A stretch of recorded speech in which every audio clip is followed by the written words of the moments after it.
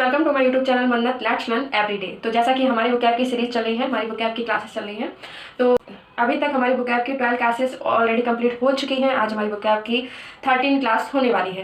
तो आप जैसे कि हाँ आपको पता है कि जो हमारी वोकैब की क्लासेस हैं ये हमारे एग्जाम पॉइंट ऑफ व्यू से कितनी महत्वपूर्ण है, कितनी इंपॉर्टेंट है, क्योंकि हमारे एग्जाम में इंग्लिश में वोकैब पूछी जाती है, वर्ड मीनिंग, सिनोनिम्स पूछे जाते हैं, एंटोनिम्स पूछे जाते हैं, वन वर्ड सब्स्टिट्यूशन, ठीक है, और भी हमारे इडियम्स पूछे जाते हैं। तो उसी के वो मतलब पॉइंट ऑफ व्यू से ये हमारी क्लास चलती है। इसमें सब कुछ बीच बीच में हमारे इडियम्स भी आपको देखने को मिलते हैं जो हमारे एग्जाम में या तो पूछे गए हैं या फिर उस हिसाब से उतने इंपॉर्टेंट हैं। इसी पॉइंट ऑफ व्यू से ये हमारी वोकैब की क्लास है। तो प्लीज़ गाइस, अगर आपने अभी तक हमारी पिछली क्लासेस नहीं देखी हैं तो प्लीज़ गाइस उन्हें जरूर देखिए। एंड अगर आपने अभी तक हमारे चैनल को सब्सक्राइब नहीं किया तो please guys subscribe our YouTube channel and don't forget to like our video. तो बिना किसी देरी के हम जानते हैं कि आज हमारी वोकैब की क्लासेस में क्या नया होने वाला है, हमारे कौन से नए नए वर्ड हैं जो हम सीखेंगे, उन्हें हम अपनी डेली स्पोकन इंग्लिश में यूज़ करेंगे ताकि हमारी इंग्लिश भी और बेहतर हो। ठीक है, तो बिना किसी देरी के हम अपनी क्लास को स्टार्ट करते हैं और शुरू करते हैं।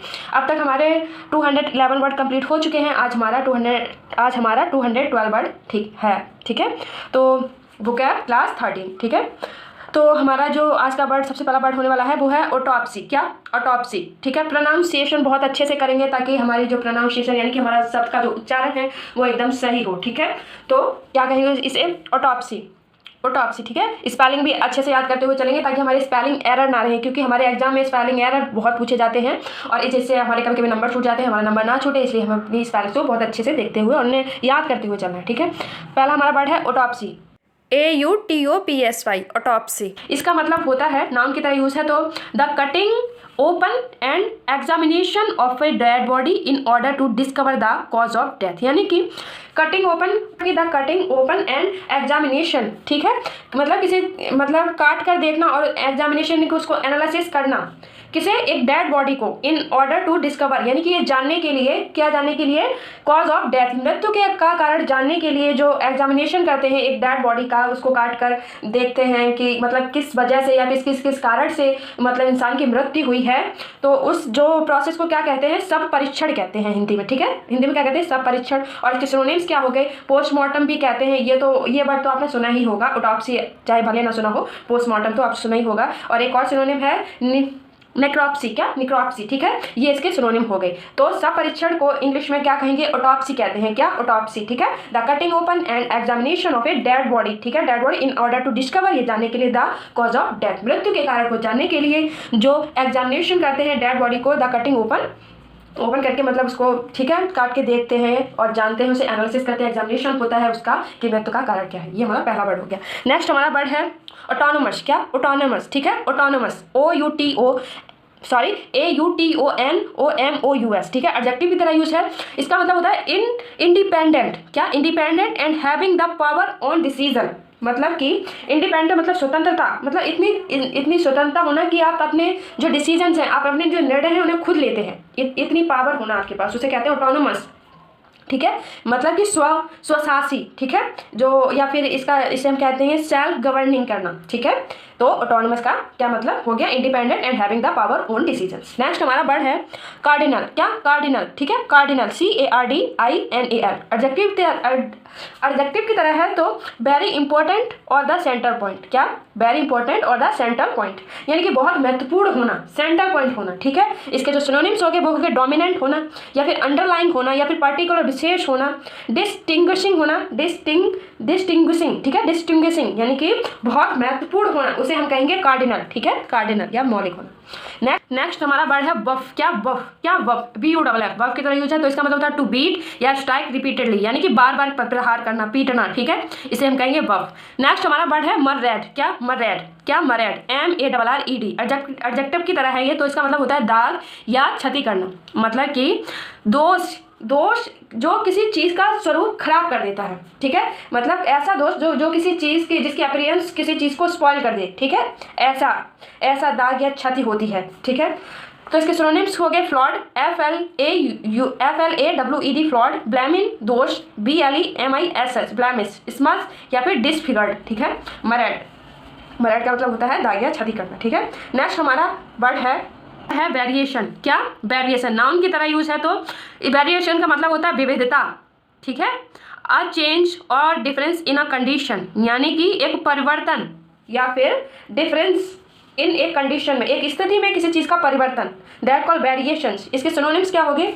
डिविएशंस या फिर डाइवर्सिटी या फिर डाइवर्जेंस या फिर चेंज, यानी कि परिवर्तन होना, ठीक है, परिवर्तन, विचलन, हलचल हो जाना, एक सिचुएशन में किसी चीज़ में हलचल हो जाती है, उथल पुथल हो जाती है, सब कुछ उस वे में, दैट कॉल वेरिएशन, ठीक है, वेरिएशन। नेक्स्ट हमारा वर्ड है बैटरिंग। क्या? बैटरिंग, बैटरिंग, BATTERING, नाम की तरह यूज किया। इसका मतलब होता है प्रहार, प्रहार करना, पीटना, ठीक है। इसका अगर मतलब समझें तो damage caused by an event, यानी कि किसी स्थिति में किसी चीज़ का, ठीक है, किसी इवेंट में किसी चीज़ का डैमेज हो जाना, ठीक है। नेक्स्ट हमारा वर्ड है एमिट। क्या? Emit, EMIT। एमिट का मतलब होता है निकलना, निकालना, ठीक है। एमिट का मतलब होता है निकालना। इसके सिनोनिम क्या हो गए? एक्सक्रीट, इजेक्ट, एक्सपेल या फिर एक्सिक्यूट, ठीक है।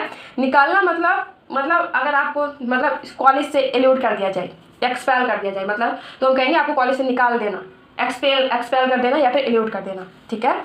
तो इस चीज़ को एल्यूट, निकालना कहते हैं, ठीक है।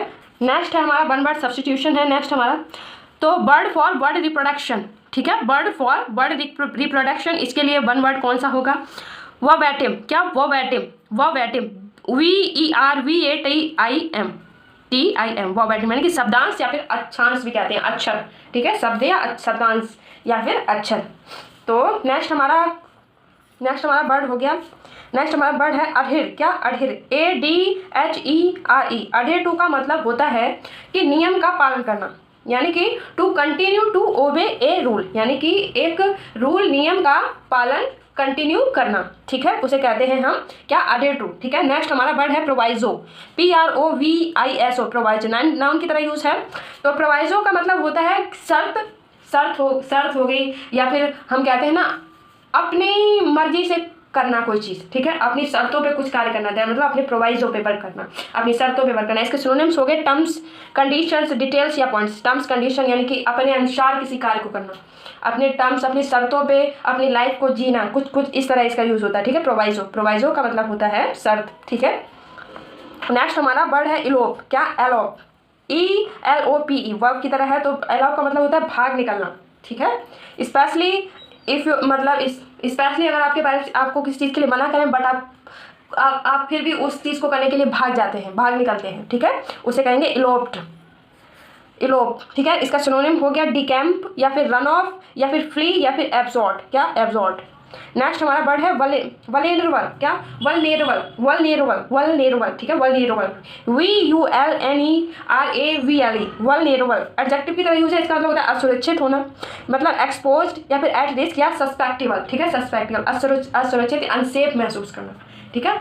सो गाइस, आज की हमारी क्लास यहीं पे समाप्त होती है। आई होप गाइस आपने आज बहुत सारे नए वर्ड सीखे हो, उनका मतलब जाना हो। सो thank you so much guys for watching this video and connect मिलते हैं हमारे नेक्स्ट वीडियो में। अगर आपने अभी तक हमारे पिछले जो क्लासेस हो रखी हैं वो क्या की वो नहीं देखी है तो प्लीज़ गाइस उन्हें जरूर देखें, वो हमारे एग्जाम पढ़ने से बहुत ज़्यादा महत्वपूर्ण होने वाली है। So thank you so much guys for watching this video. मिलते हैं हमारी नेक्स्ट वोकैब क्लास में। So thank you so much guys for watching this.